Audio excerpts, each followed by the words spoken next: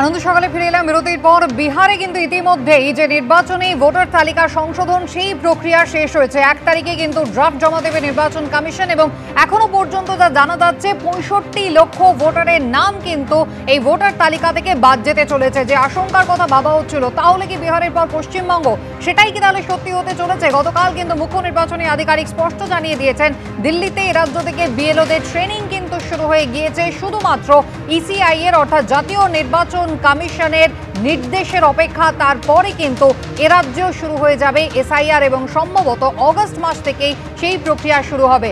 শাসক ইতিমধ্যেই একাধিক প্রশ্ন তুলতে শুরু করেছে, পাশাপাশি সরব হয়েছে বিরোধীরাও। আলোচনা করব যারা রয়েছেন আমাদের সঙ্গে। প্রথমে পরিচয় করিয়ে নিই। সৌমিক চট্টোপাধ্যায় রয়েছেন শতরূপা চন্দন ঘোষ চৌধুরী এবং প্রাক্তন আইবি কর্তা গদাধর চট্টোপাধ্যায়। সবাইকে স্বাগত জানাই আলোচনায়।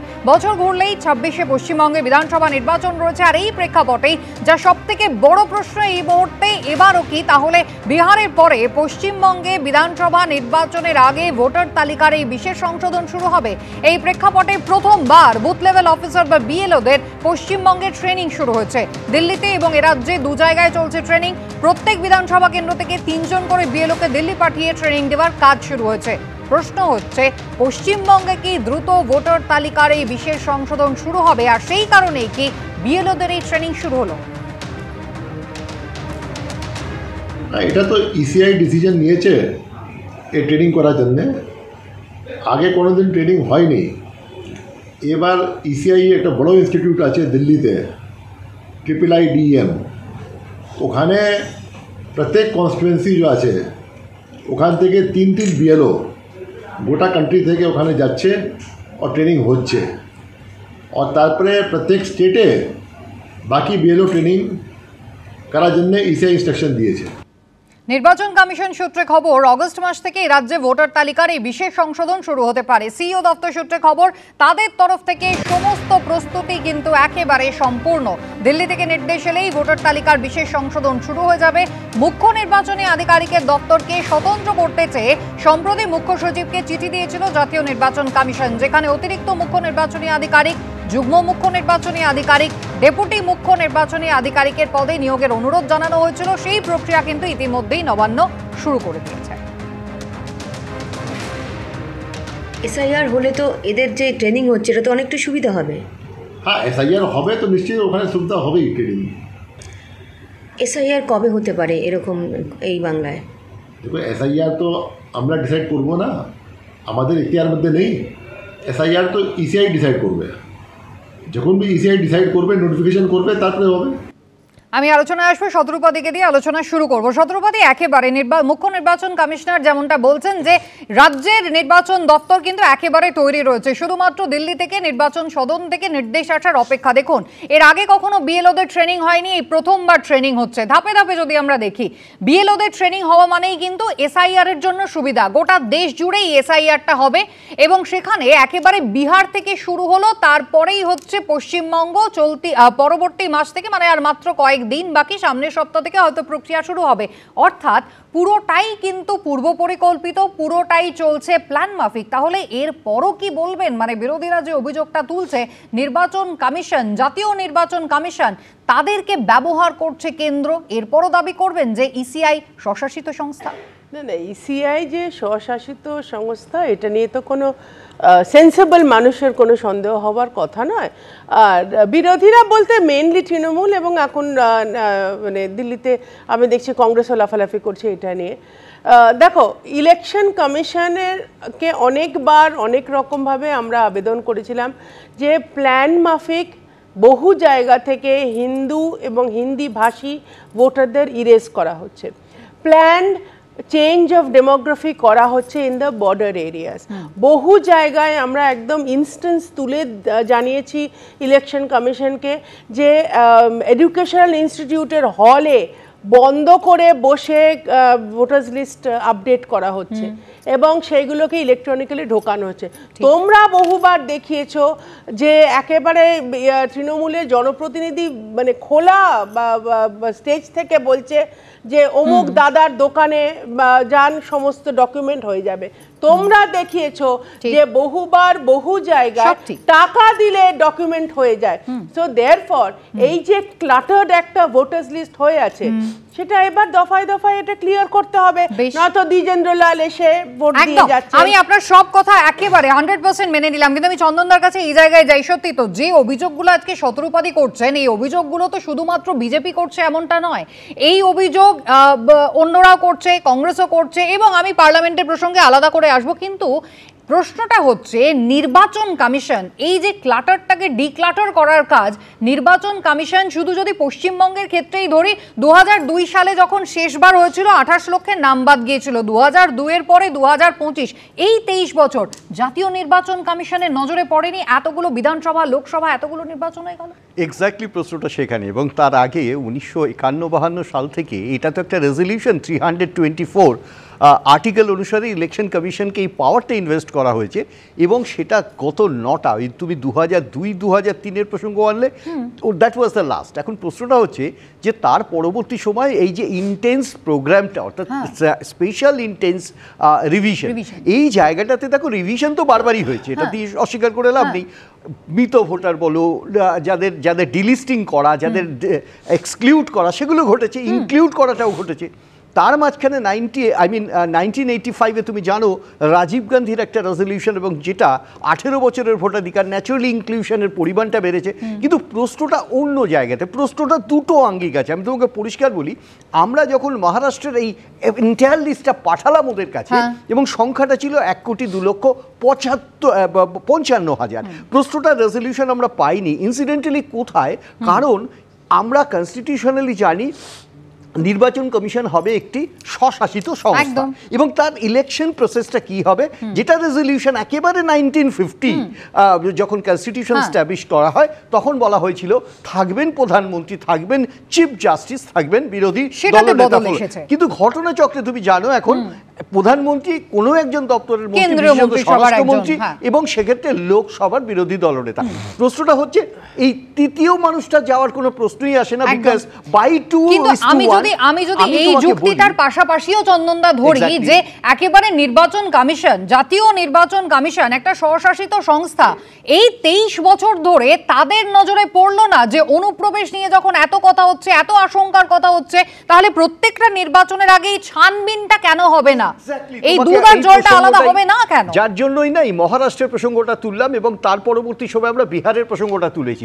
দেখো পশ্চিমবাংলার ক্ষেত্রে যে ঘটছে, আমরা খুব সরাসরি দুর্নীতি বলো বা ইলেকট্রাল প্রসেস বলো তার বিরোধিতা আমরা করি, কিন্তু একটা জিনিস দেখো, বিহারে বারবার বলা হচ্ছে কিছু বাংলাদেশি ঢুকছে নাকি নেপাল বর্ডার থেকে, এবং সেখানে একটা সরকার যেখানে বিজেপি সহায়তা করছে জেডিইউকে, আবার কেন্দ্রের ক্ষেত্রে বিএসএফ। আচ্ছা, এই ক্ষেত্রে তো বাংলাকে দায়ী করা যাবে না। এই ক্ষেত্রে কারা দায়ী? যারা ইনফিল্ট্রেশন করছে ওখানে, এবং একটা ব্যাপক বিন্যাস হচ্ছে, যে বিন্যাসে অনেকে যারা বাইরে মাইগ্রেন্ট লেবারার্স তারা ফিরে এসে ফিজিক্যাল প্রমাণ দিতে পারছে না। এবার আমি একবার দেখাই, একদম এইবার আমি দেখাই যে একেবারে কেন্দ্রের ভূমিকা নিয়ে বারবারই প্রশ্ন উঠছে, তার কারণ বারবার বিরোধীদের যেটা অভিযোগ, বিশেষত মমতা বন্দ্যোপাধ্যায় অভিযোগ করছেন যে ঘুরিয়ে কোথাও এনআরসি চালু করার চেষ্টা হচ্ছে। কোচবিহারের দিনহাটার উত্তম কুমার ব্রজবাসী, আমাদের প্রত্যেকের মনে আছে 21শে জুলাই তাকে আমরা তৃণমূল কংগ্রেসের শহীদ সমাবেশের মঞ্চেও দেখেছি, এরপর আলিপুরদুয়ারের ফালাকাটার অঞ্জলি শীল, এবং তারপর এবার নাম উঠছে সেই কোচবিহারেরই মাথা বাসিন্দা নিশিকান্ত দাসের। ফের পশ্চিমবঙ্গে আরেক বাসিন্দার কাছে এই বিজেপি শাসিত অসম সরকারের এনআরসি নোটিশ এসে পৌঁছেছে। নিশিকান্ত দাস দাবি কি করছেন? প্রায় 30 বছর আগে তিনি অসমের গুয়াহাটিতে শ্রমিকের কাজ করতে গিয়েছিলেন। সেই সময় তাকে বাংলাদেশি সন্দেহে আটক করেছিল অসম পুলিশ, কিন্তু সেই সময় সমস্ত তার কাছে থাকা কাগজপত্র তিনি দেখিয়েছিলেন, তাকে ছেড়ে দেওয়া হয়েছিল। তারপর তিনি 6 মাস গুয়াহাটিতে কাজও করেছিলেন, কিন্তু এখন তিনি রীতিমতো চিন্তায় পড়ে গিয়েছেন। দেখুন, গুয়াহাটিতে কাজে গেছিলাম, আমাকে সন্দেহ বাংলাদেশি মনে করিয়া আমাকে পুলিশে নিয়ে গেল। আমি বাড়ি থেকে প্রমাণপত্র নিয়ে গেলাম, নিয়ে আমি দেখাইলাম দারোগায়, তখন বলছে কি বল ঠিক আছে, তো আমি প্রমাণপত্র পাইছি, কুচবিহারের লোক, তুমি যাও কাজ করো, কোনো চিন্তা নাই। তখন আমি আরও 6 মাস এখানে রইলাম, তাকে কাজ করলাম, কাজ করার পরে আমি চলে আসলাম। চলতি বছরের ফেব্রুয়ারি মাসে নিশিকান্তর কাছে আসা অসম সরকারের এই এনআরসি নোটিশে বলা হয় তিনি 1971 সালের 25শে মার্চের পর অবৈধভাবে এদেশে প্রবেশ করেছেন। ভারতীয় নাগরিকত্ব প্রমাণে নথিপত্র নিয়ে চলতি বছরের 18ই মার্চ তাকে গুয়াহাটিতে ফরেনার্স ট্রাইব্যুনালে তলব করা হয়। নোটিশ পাওয়ার পর গুয়াহাটিতে যান মাথাভাঙারি বাসিন্দা। আইনজীবীর মাধ্যমে 1960 সালে দলিলের নথি ট্রাইব্যুনালে জমা করেন। অভিযোগ, সেটা দেখানোর পরেও তার কাছ থেকে তার বাবার ভোটার লিস্টে নাম থাকার নথি চাওয়া হয়। এখন 28-30 বছর পরে এখন এই যে নোটিশটা আসছে, আমার প্রমাণপত্র নিয়ে গেলাম। আগে যেগুলো প্রমাণ দিয়েছিলাম এগুলোও নিয়ে গেছিলাম। 60 বছরের একটা কলাও নিয়ে গেলাম। 60 সালের? হ্যাঁ, 60 সালের কাওলা নিয়ে গেলাম। তখন বলতে কি কয়, না এই সমস্ত হবে না, তোমার বাবার লিস্ট লাগবে, ভোটার লিস্ট। তারপরে আর আমি চলে আসলাম। মিস্টার চট্টোপাধ্যায়, ভুল কাদের, গাফিলতি কাদের, তার জন্য হেনস্থা কাদের হতে হচ্ছে? আজকে এই সাধারণ মানুষ যারা রীতিমতো অনিশ্চয়তায় ভুগছেন, কোন কাগজপত্র দাখিল করলে নিজেকে ভারতবর্ষের নাগরিক প্রমাণ করতে পারবেন, সেটা নিয়ে যথেষ্ট কনফিউশন তৈরি রয়েছে। যেখানে সাধারণ মানুষকে নিশ্চয়তা দেওয়ার কথা, সেখানে একটা চরম অনিশ্চিত ভবিষ্যতের দিকে তাদের ঠেলে দেওয়া হচ্ছে না? আপনি যদি আসামের এনআরসির কথা বলছেন, ওরা যদি চুলচেরা বিচার করেন, কয়েক হাজার লোক কিন্তু হোমলেস হয়ে গেছে। আপনারা জানেন যে যে জিনিসটার উপর এনআরসি যখন সুপ্রিম কোর্টের ডাইরেকশানে হয়েছে এবং যেসব ক্রাইটেরিয়া দিয়েছে এনআরসি, তার মধ্যে অনেকগুলো ক্রাইটেরিয়া আছে, কিন্তু যেটার উপরে এমফেসিস দিচ্ছে আসাম সরকার বা এনআরসি যারা করছেন তারা হচ্ছে যে আপনার জন্মপত্রের ব্যাপার হচ্ছে আসামে বা ইভেন যে কোনো লোক আছে, এই আপনি জন্মপত্র, আমার জন্মপত্র যদি আপনি খুঁজে চান পাবেন না, কারণ আমি গ্রামে জন্মেছিলাম এবং সেখানে কোনো হসপিটালের সিস্টেম ছিল না। এবং তারপরে আমার যে জন্মপত্র হবে admit card of the school final or মাধ্যমিক এক্সামিনেশন, সেখানেই ডেট অফ বার্থটা প্রথম রেজিস্ট্রেশন হয়। সুতরাং এই যে জন্মপত্র জিনিসটা, জন্মপত্র অনেক পরে এসেছে এটা, কিন্তু যেটা গভর্নমেন্ট অফ ইন্ডিয়া যেটা প্রথম চেষ্টা করেছিল, আধার, ভোটার, এই যে কার্ডগুলো গভর্নমেন্ট অফ ইন্ডিয়া বারবার এমফাসাইজ করেছে, সুপ্রিম কোর্টের ডাইরেকশন আছে এগুলোর উপরে, সেইগুলোকে অবজ্ঞা করে এখন আপনি একটা পয়েন্টের উপর টেস্ট দিচ্ছেন, সেটা হচ্ছে যে আমার বাবার, আমার দাদুর জন্মপত্র, ইভেন ইফ আমার যে ল্যান্ড প্রপার্টি আছে খুঁজে পাওয়া, এগুলো অনেক এক পাশে নেই। আবার ওয়েস্ট বেঙ্গলে যদি আপনি, যিনি যার সঙ্গে ঘটনা ঘটছে নিশিকান্ত দাস, তার বয়স 70 তার বাবার নাম ভোটার তালিকায় খুঁজে পাবো, মানে এটা বাস্তবে কি সম্ভব? আমি একবার দেখাই। অঞ্জলি শীলের প্রসঙ্গ আপনারা জানেন, ফালাকাটার বাসিন্দা, অসম সরকারের নোটিশ তিনিও কিন্তু এবার পেয়েছেন। ফালাকাটা জটেশ্বরে ময়মনসিংহ পাড়ার তিনি বাসিন্দা। কোকড়াঝাড় ফরেনার্স ট্রাইব্যুনালের নোটিশ এবার অঞ্জলি শীলের বাড়িতে এসেছে। আলিপুরদুয়ারের ফালাকাটা থানার জটেশ্বর থানার পুলিশ নোটিশে সমস্ত নথিপত্র নিয়ে তাকে 19শে অগস্ট কোকড়াঝাড় যাওয়ার নির্দেশ দেওয়া হয়েছে। সমস্ত নথিপত্র নিয়ে তিনি দেখা করবেন, এই চিঠির সত্যতা তিনি যাচাই করবেন। অঞ্জলি শীল এমনটা বলছেন। আমি এই জায়গায় সমীরদার কাছে যাব। সমীরদা, যে সাধারণ মানুষ যাদের এই হেনস্থার কথা মমতা বন্দ্যোপাধ্যায় বলছেন, বারবার এই প্রসঙ্গগুলো উঠে আসছে, মানে কোথাও একেবারে ঘুরিয়ে কি তাহলে সেই এনআরসি, যে আশঙ্কার কথাটা বারবার তৃণমূল কংগ্রেস রাজ্য সরকার বলছিল, দেখুন বিএলওদের যেভাবে ট্রেনিং দিতে পাঠানো হচ্ছে সেটা যে একেবারে প্ল্যান্ড, সেটা তো এখন পরিষ্কার। দেখুন, ইসিআইকে বিজেপি ব্যবহার করে উদ্দেশ্য প্রণোদিতভাবে বিজেপি যে চক্রান্তের রাজনীতিতে নেমেছে, ভোটাধিকার হরণের চক্রান্ত বলবো, এবং এটা তুঘলকি সিদ্ধান্ত বলেই প্রমাণ হবে, যখন আবার ইলেকশন আসবে প্রমাণ হবে যে বিজেপির কিন্তু এই নোটবন্দি করে যেমন ভারতবাসীকে ধাক্কা দিয়েছিল, ধাপ্পা দিয়েছিল, স্বাভাবিকভাবে এইটার মাধ্যমেও কিন্তু এর ফল কিন্তু মানে সুদূর প্রসারী।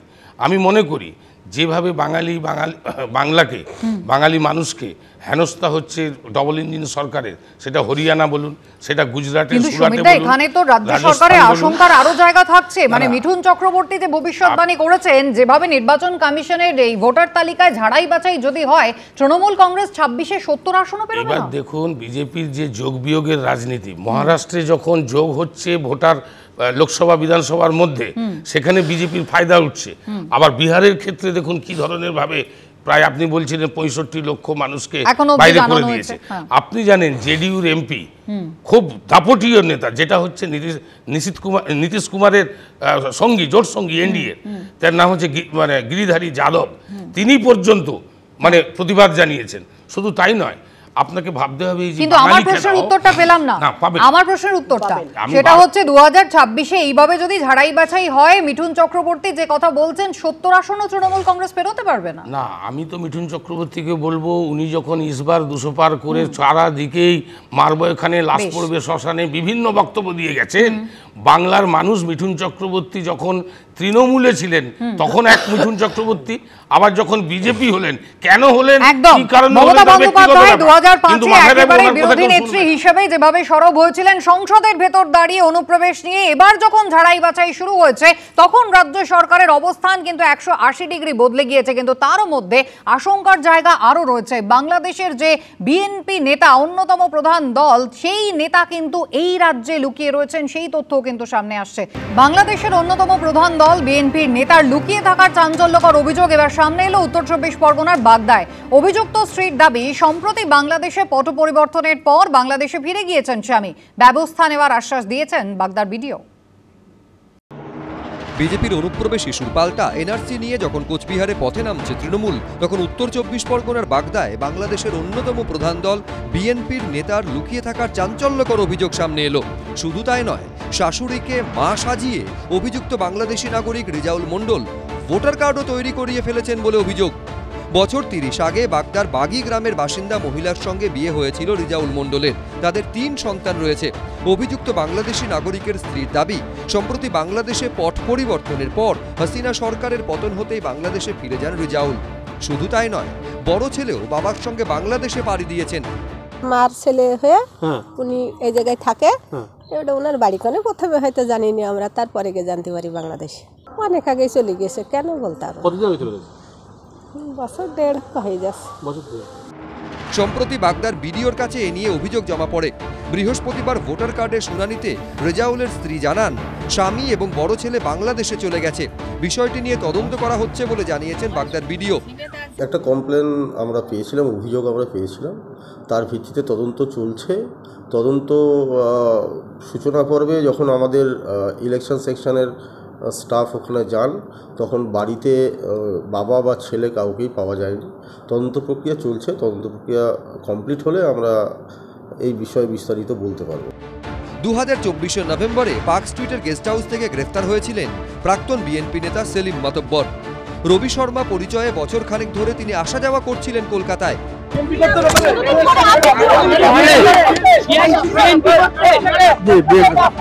আর এবার বাগদায় লুকিয়ে থাকার অভিযোগ উঠল প্রাক্তন বিএনপি নেতার বিরুদ্ধে।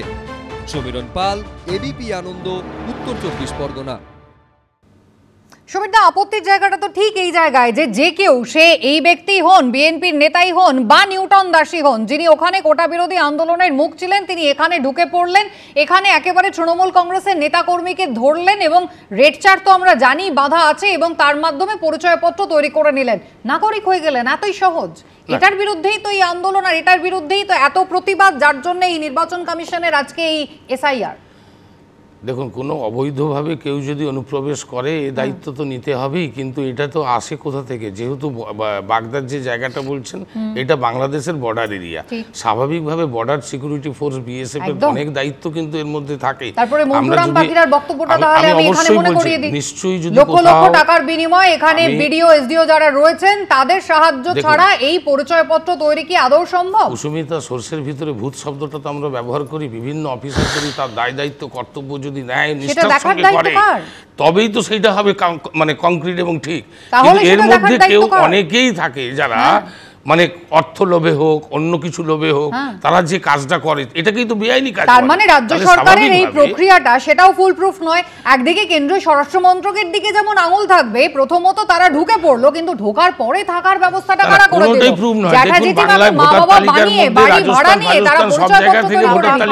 বিভিন্ন জায়গা থেকে ভোটের ঢুকিয়ে দিচ্ছে ভোটের সময়, এটা তো বিজেপি সরকার করছে স্বাভাবিকভাবে। মহারাষ্ট্রের ইতিহাসটা সদরবাদী কোথাও এই সর্ষের মধ্যে ভূতেদের তাড়ানোর জন্যই কি এই যে বিএলও যাদেরকে দিল্লিতে ট্রেনিং এর জন্য নিয়ে যাওয়া হচ্ছে, প্রত্যেকটা বিধানসভা পিছু 3 জনকে পাঠানো হচ্ছে, এবং এই বিএলও নিয়ে যেখানে বিরোধীরা বারবার সরব হয়, অস্থায়ী কর্মীদের কাজে লাগানো হয়, কোথাও নির্বাচন কমিশন এবার আটঘাট বেঁধে নামছে, যে জন্য শুধুমাত্র স্থায়ী সরকারি কর্মী তারাই অংশ নিতে পারবেন এবং তাদের ভাতার ক্ষেত্রেও কিছুটা সুযোগ সুবিধা দেওয়া হচ্ছে। কারণটা কি তাই? কুসুমিতা, রেগুলার আপডেশন ইলেকট্রাল লিস্টে হয়, এটা আমরা সকলে জানি। চন্দনদাও বললেন যে কেউ কারোর নাম চেঞ্জ হবে, কি কারোর রেসিডেন্স চেঞ্জ হয়েছে, কারোর বাড়িতে কেউ মারা গেছে, এগুলো ইলেকশন কমিশন এতদিন ধরে এক্সপেক্ট করেছে যে ওয়েবসাইট খোলা থাকে সবসময়, you are supposed to regularly update. কিন্তু সেটা যখন দেখছে যে এতগুলো বছর ধরে এতগুলো লোক কমপ্লেন করছে, এইবার একটা স্পেশাল ইনভেস্টিগেশন রিভিশন SIR যেটা, সেটা এই মুহূর্তে হচ্ছে, sorry special intensive revision SIR। এইটা করবার জন্য ন্যাচারালি দিল্লিতে ট্রেনিং দেওয়া হচ্ছে। এবং আরেকটা জিনিস এখানে প্যারালেলি একটু নোটিস করা দরকার যে রাজ্য নির্বাচন কমিশনকেও এবার ইন্ডিপেন্ডেন্ট করে দেওয়ার একটা আপিল রাজ্য সরকারকে বলা হয়েছে। ইট ইজ এ ডিসিশন, এবার প্রসেসটা করতে হবে।